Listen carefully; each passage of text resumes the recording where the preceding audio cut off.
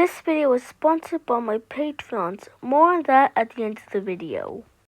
As we may all know, in 2015, an Amtrak train flew off the tracks in Frankford Junction, killing 8 and injuring 200 people. But if you may didn't know, in 1943, another derailment happened at Frankford Junction, but instead, it was even more deadlier. This is the story of the 1943 Frankford Junction train crash. Frankford Junction is a railroad junction and former junction station, 3, located on the border between the Harrogate neighborhood of Philadelphia and Frankford, Philadelphia. At the junction, the 4-track Northeast Corridor line from Trenton connects with the 2-track Atlantic City line from Atlantic City and the northeastern portion of Philadelphia about 2.9 miles, 4.7 km, northeast of North Philadelphia Station 4. It lies near the intersection of Frankford Avenue and Butler Street, to the west of the interchange between Interstate 95 and the approach to the Betsy Ross Bridge. It has been used for rail transportation since 1832, but has not served as a station since the 4th of October, 1992. The Congressional Limited traveled between Washington, D.C., and New York City, normally making one stop in Newark, New Jersey, covering the 236 miles, 380 km, in 3.5 hours at speeds up to 80 miles per hour, 130 kilometers per hour. Remarkable at the time, as it was Labor Day in 1943, the company laid on 16-car trains to accommodate the expected high demand. At Washington's Union Station on Monday, the 6th of September, 541 passengers boarded the 4 p.m. train. Its 16 cars hauled by PRRGG-1 electric locomotive number 4932, scheduled to travel non-stop to Pennsylvania Station, New York. This is what the train's consist will be.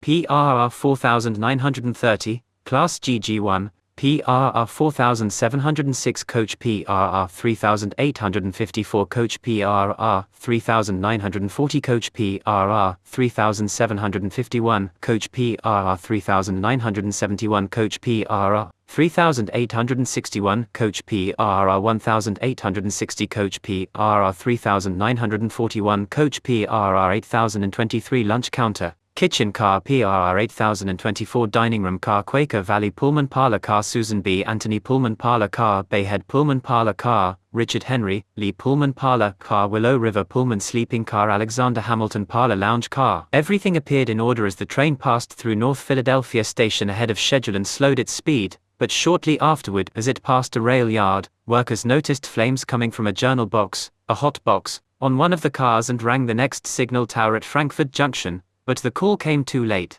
and disaster struck. As the train passed his signal tower at 6:06 p.m. traveling at a speed of 56 miles per hour too, the journal box on the front of car number 7 seized and an axle snapped, catching the underside of the truck and catapulting the car upwards. It struck a signal gantry, which peeled off its roof along the line of windows like a can of sardines. Car number 8 wrapped itself around the gantry upright in a figure U. The next 6 cars were scattered at odd angles over the tracks, and the last 2 cars remained undamaged, with bodies of the 79 dead lying scattered over the tracks. As it was wartime, many servicemen home on leave were aboard who helped the injured. Workers from the nearby Cramps shipyard arrived with acetylene torches to cut open cars to rescue the injured, a process that took until the following morning. The rescue work was directed by Mayor Bernard Samuel. 3. The work of removing the dead was not complete until 24 hours after the accident. In total, 79 passengers died, all from cars number 7 and number 8, and 117 were injured, some seriously. The inquiry quickly established the overheated journal box as the cause of the accident, but railroad mechanics who had inspected and lubricated the box earlier that day swore it had been in good order. Normal practice was for signal towermen to watch passing train wheels for signs of problems and for train crew to look back as trains rounded curves. How this hot box escaped attention until too late has never been explained. Among the victims was Marine 2nd Lieutenant Edwin B. Updike III, who had been carrying military papers to a northern destination. One article told of how a Marine detail stood guard for hours into the night, until Updike's body could be removed and the bills of lading could be retrieved. Another story, from archives at Temple University's Special Collections Research Center, was headlined, 3 show girls died in wreck. It told of 3 young Massachusetts women, who had been on a tour of camps in the South and had recently been summoned to New York. Tragedy caught them just as they were speeding north to big-time success. An article in the Evening Bulletin said, Irving Ginsberg, a 17-year-old New Yorker,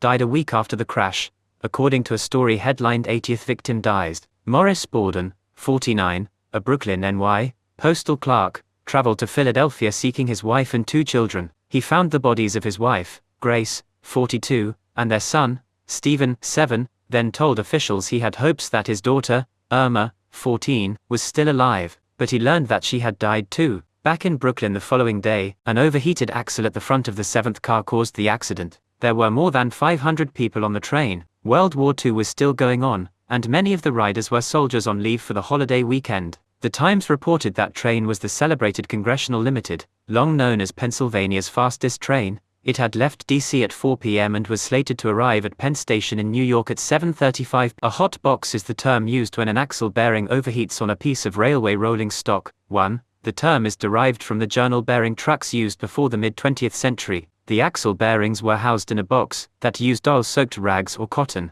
collectively called packing, to reduce the friction of the axle against the truck frame. When the oil leaked or dried out, the bearings overheated, often starting a fire that could destroy the entire railroad car, and cars coupled to it, if not detected early enough. The packing and bearing had to be regularly inspected by yard crews, and packing was often added at major stops. The journal bearing was replaceable, but if neglected, it would heat to a temperature where the Babbitt bearing alloy would melt away, leaving the brass carrier riding on the steel axle, and result in a taper journal. This would eventually lead to the axle fracturing and the car above falling onto the wheel, or failure of the taper journal, causing the side frame and journal box to fall below the level of the rails, either of which could cause a major derailment of the train. Train worker duties consisted partly of inspecting the train as it ran by, looking for smoke, sparks, or fire. They would then sound the audible report all black to mean the train was not giving off any light energy that would indicate combustion or destruction of the wheel bearings. If the train worker saw red or smoke, he would alert other crew members,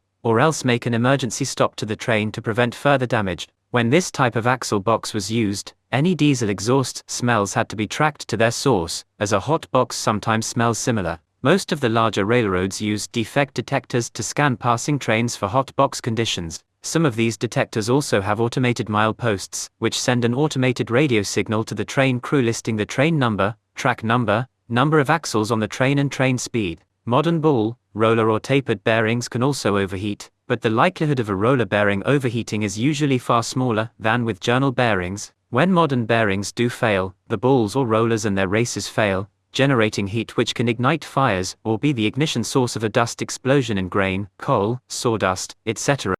It's been 82 years since the Congressional Limited crashed, and hopefully we never see another crash on Frankford Junction ever again.